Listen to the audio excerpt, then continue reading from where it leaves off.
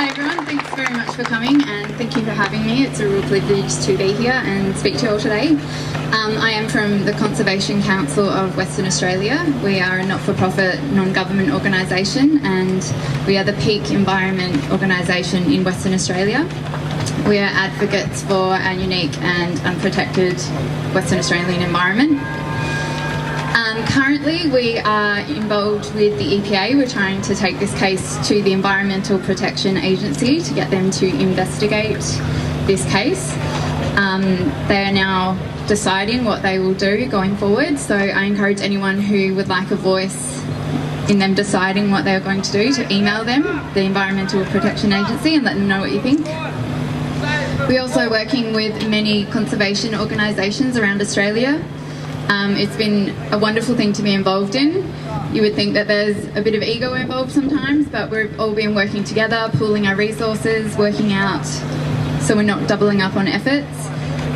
We're actually releasing a massive billboard in Colin Barnett's electorate this weekend. Just trying to put light on the fact that drumlines will risk more than just sharks. Just yesterday they deployed the metro drumlines and a 1 metre tiger shark, so two 1 metre tiger sharks were caught, and luckily they were released, but had they been caught overnight I'm not sure what the outcome would have been. I'm also a scuba diving instructor and I'm a free diver, and I have been diving all around the world with sharks, so I know firsthand what it is like to experience these amazing animals. So right now, Australia-wide, there are consecutive rallies in every state, even New Zealand, and I know on the 5th of February, Colin Barnett will be in South Africa, and there is one in the pipeline over there, so that's pretty amazing.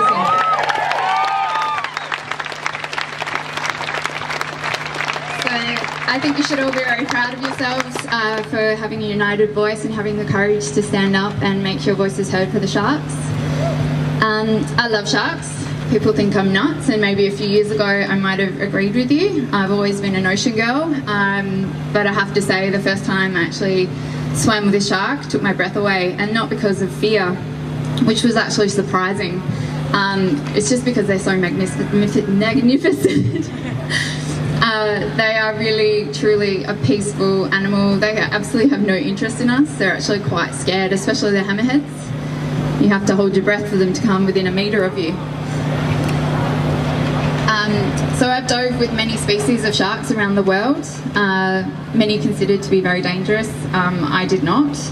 Dove with tiger sharks, bull sharks, who are on the targeted species list, Galapagos sharks, who are quite large, oceanic white tips, black tip, reef sharks, any kind of shark you can imagine. Not yet the great white, but that is on my list. And I love sharks not just because of my interactions with them, but I love them for what they represent. They actually are our future. So I know it's been touched on, but if you extrapolate it out, our future depends on our oceans. It is the life system of our planet.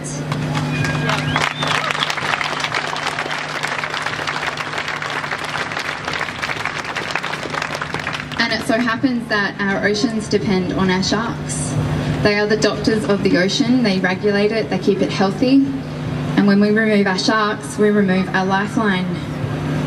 The ocean is our lifeline because it produces over 70% of the oxygen that we breathe. Now, if you think about that, and you know the fears for the Amazon and the clearing and the production of oxygen, if you dial that back to the ocean, it's a drop in the ocean, really. It's the ocean that supplies us with the air that we breathe. So if we kill our sharks, we're killing ourselves, essentially. Now, the facts we've heard today can be a little bit depressing, but I'm here with a message of hope for our endangered wildlife. Just seeing you all here gives me hope that people, everyday people, and the government is trying to label us as extremists and activists and borderline terrorists, which is quite sad to hear. But I was at the rally on the 4th of January in Perth, and there were over 4,000 people there, and there was not one angry, violent incident. Everyone, there were grandparents, there were children, all sitting there peacefully, holding their signs quietly, just as you guys are. Well, we weren't that quiet, but But you know what I mean? It's when we're not what we're labelled, we're just standing up and saying this isn't right, and I'm very proud of you all for doing the same over here in Melbourne. We really appreciate your support in Western Australia.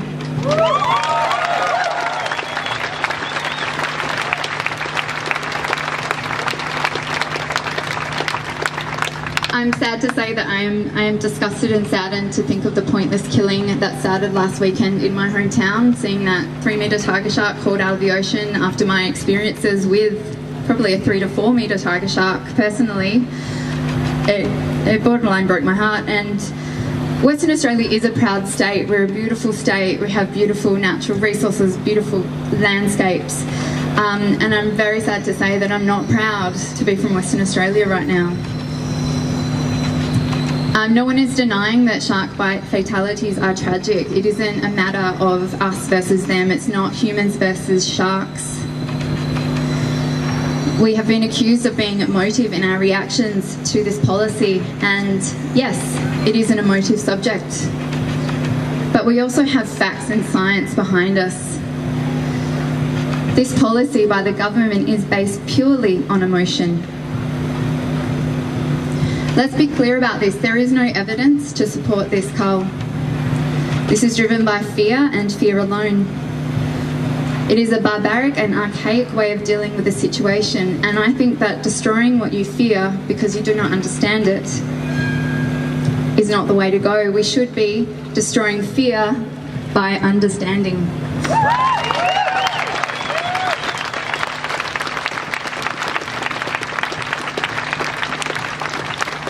And the way we will understand is through education, science and research. And there are many, many other alternatives. We have to put facts before fear. We must not be irrational and cull our marine life. Would you say it's rational to kill our marine life? It is emotive and irrational to spend millions of taxpayers' dollars to hunt down and kill animals that are not likely to risk human safety. Who can name the last time a tiger shark killed a person in Western Australia? There isn't actually one on record, which is the sad thing. Let's be clear, it is not us versus them. It is not one or the other, and we can coexist. There are many, many non-lethal, scientifically backed alternatives, and we are imploring at CCWA, we're imploring the government to look into these and consider these. All of the evidence says that we will damage our oceans, and this is not the answer in protecting human life. The policy assumes that there are more sharks out there, but the evidence is that this isn't true. Millions of sharks are killed each year around the world. Yes, we have increased our helicopter patrols. On any given day, you go down to WA Beach, and I'm there every single weekend, quite often after work.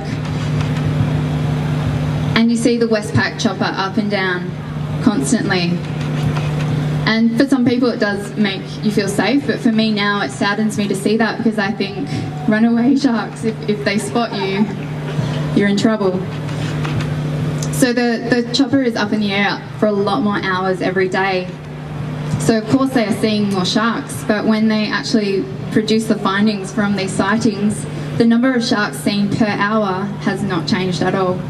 So this is all anecdotal evidence that they are basing the policy on. Over in New South Wales, I'm not sure if you heard about this study, but they found that there were around 250 juvenile great white sharks in a nursery in a surfing zone just off of New South Wales. I don't think it's safe to say that the presence of a shark presents a risk, because it wasn't until this study was carried out that they even knew they were there. There were people perfectly happy swimming and surfing and surrounded by 250 great white sharks.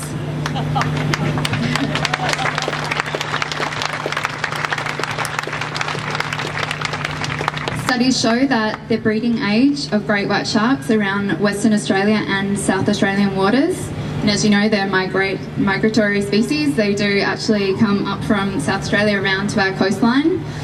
I think a few scientists in South Australia have something to say about their tagged sharks getting slaughtered. They place these numbers at around 700 sharks of breeding age. Would you call this an ocean crawling with sharks? No. This is a vulnerable species. We need to be rational and get some perspective on this issue. The rational thought is, yes, I will still use the ocean. I am at more risk when I drive my car to the beach than when I get in the ocean.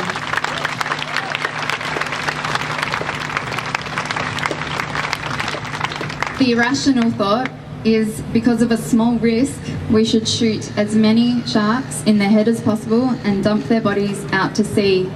Mind you, with no scientific data collected. I think that's a tragedy. So what can you do? Well, there is a lot of things you can do. Like I said, contact the EPA, urge them to investigate this policy. Contact your local MP.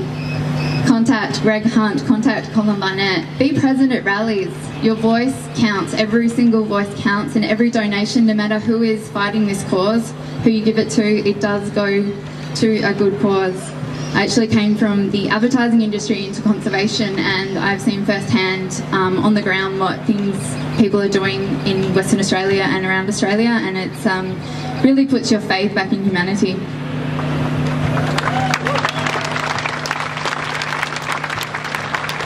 And lastly, I would just like you all to think about this and urge you not to stop.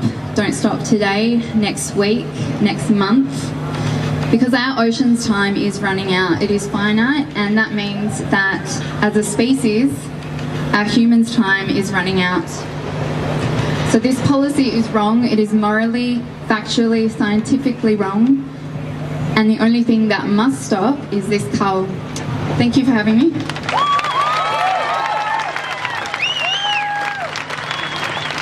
Thank you, Danielle. I feel like another chant. Who feels like another chant? Does anyone have like another chant other than like Say Thou Shalt?